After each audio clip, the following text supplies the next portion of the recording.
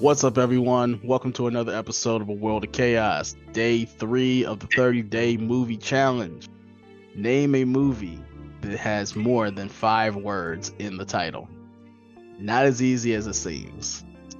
So I could be a real nerd and use any of the Star Wars films.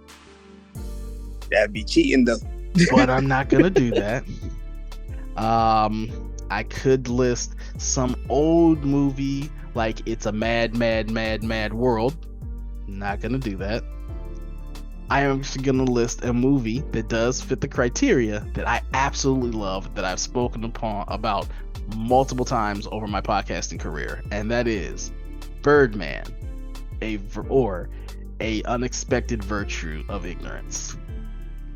If you've never seen Birdman, Birdman is the 2014 Oscar-winning film starring Michael Keaton, Emma Stone, Zach Galifianakis. It is an amazing piece of film because it is shot like it is all done in one take. There are about 5 or 6 cuts in the film where if you know what you're looking for, you can see. But if you're not, you think it's just one long take. This movie is a movie that I really have always loved. When I first saw it, I was in awe of the filmmaking prowess that was on display. Michael Keaton went on to be nominated for an Oscar for this film. Emma Stone was nominated for an Oscar for this film. It was nominated, I believe it won for Best Picture. This is a movie too where I can actually just throw this one on in the background. It is a surrealist comedy, so there are certain things that will actually make you laugh. Edward Norton's character is really almost basically just the public perception of Edward Norton as a actor that always has to try to change the script, to add his own direction, do his own thing, and just uproots the entire production. Michael Keaton is playing a character that is heavily serialized on himself, playing a former 90s action movie comic book hero, in this case Birdman. So it's a great film. I never watched it. So basically, he's Space Ghost Coast to Coast. His costume does look a lot like that. It looks a lot like that. I'll say, man, it's a great film. If you got about 2 hours, watch it. You won't be disappointed. You will laugh. It's got a great cast. I mean, it's got Michael Keaton, Emma Stone, Edward Norton, Naomi Watts, Zach Galifianakis. It's a great film, and it's engrossing. It really doesn't have any boring moments, and I'm not gonna spoil anything, even though it's a 10-year-old movie. But since you haven't seen it, when you see it, I would love to know your opinion on the ending, because the ending is very open-ended, and there are a lot of different points of view on the actual ending of the films. I would love to know yours, but that one is mine. Birdman, or A Virtue of Ignorance.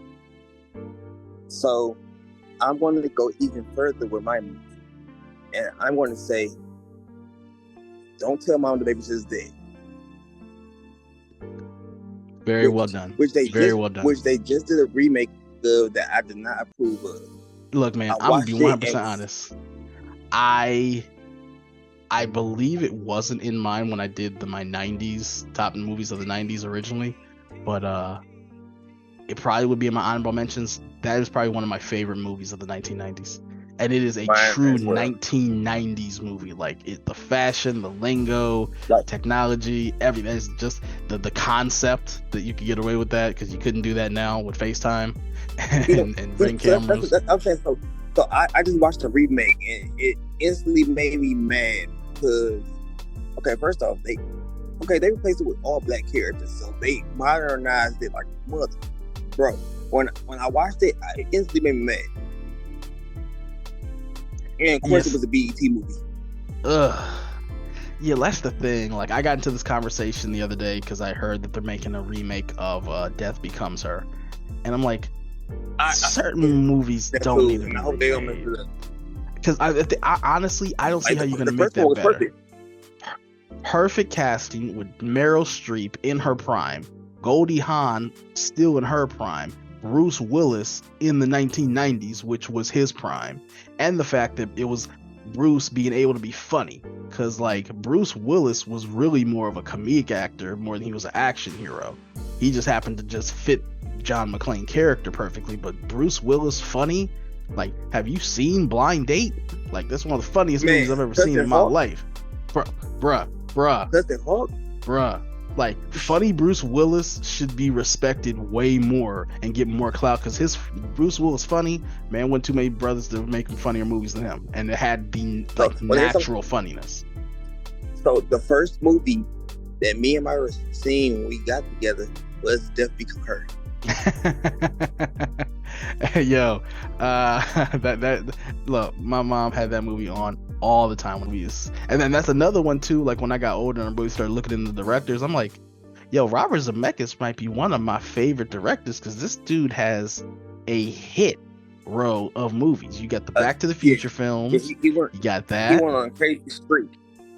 You got Castaway. You got What Lies Beneath. Like, Robert Zemeckis got some hits. I just recently watched Castaway like 2 weeks ago, and honestly, I told the person I was watching the movie with, I was like, you know what? Basically, he deserved the Oscar for this movie, because the acting of being him by himself was like perfect.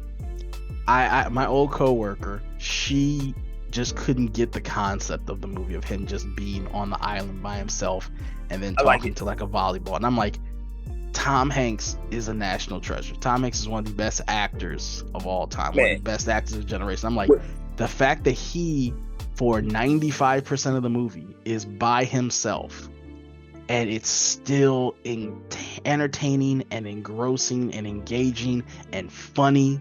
I'm like, that to me was like an acting, like putting your dick on the table, like, bam, I'm the man. He's showing you his acting chops.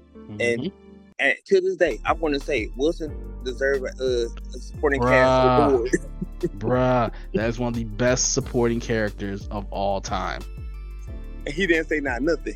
Not a word. But I love how in the movie too, like in certain points they cut back to him as he's saying something, so it kind of still gives you a little something. Like, what do you think, Wilson? And then they'll cut up back to him, Wilson. They're cooking. No, yeah, you're right. I shouldn't do that. Spending the rest of my life talking to a goddamn volleyball.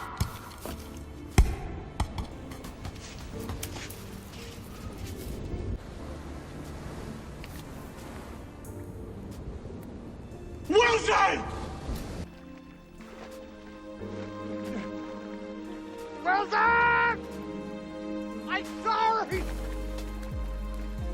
I'm sorry! I'm sorry! Wilson! Wilson! And I'm like, it's a volleyball, dude. Well, that was day 3 of the 30-day movie challenge. Let us know in the comment section below, what is a film that has more than 5 words in the title that you are a fan of? I've been Chaos. You've been awesome. Nerd responsibly.